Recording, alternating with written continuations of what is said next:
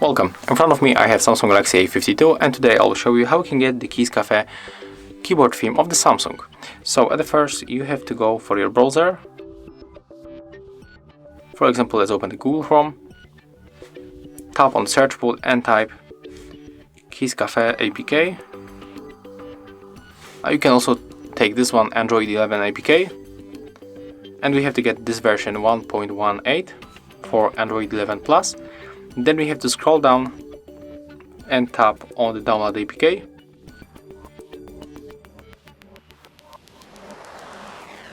Click OK. Let's open, click install. Then we can open it.